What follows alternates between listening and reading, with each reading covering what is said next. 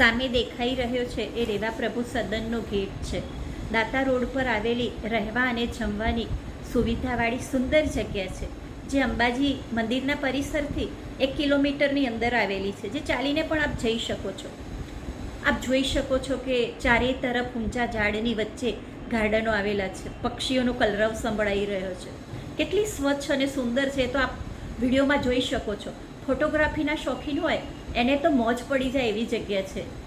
ચારે તરફ સુંદર વૃક્ષો મનને તાજગી ભરી દે છે. એટલી સુંદર અને સુવિધાવાળી આ જગ્યા છે.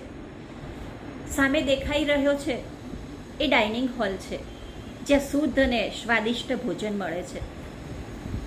આ ચારે તરફ વૃક્ષોની વચ્ચે આ ડાઇનિંગ હોલ ખરેખર મજા આવે એવી જગ્યા છે.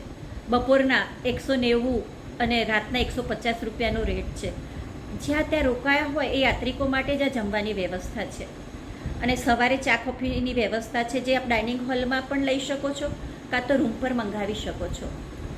અને સામે આપ જોઈ શકો છો કે કેટલું સ્વચ્છ અને સુંદર વિશાળ પાર્કિંગ છે.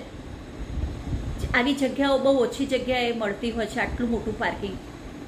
આપ સામે જોઈ શકો છો કે સુંદર મજાની રહેવાની જગ્યાની વિશાળ જગ્યા છે, ખૂબ સુવિધાવાળી. આપ જેટલા વ્યક્તિ હોય એટલા બેડવાળી રૂમો મળે છે.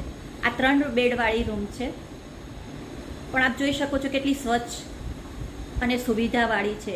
એસી આપ અંબાજી આવો ત્યારે જરૂરથી અહીંયા રેવા સદનની મુલાકાત લેજો.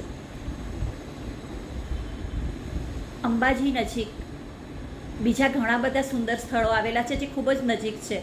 કોટેશ્વર છે, કામાક્ષી મંદિર આવેલું છે, જૈન મંદિર છે, કુંભારિયા જૈન મંદિર છે. આપ અવશ્ય એની મુલાકાત લેજો. જય અંબે, જય શ્રી કૃષ્ણ.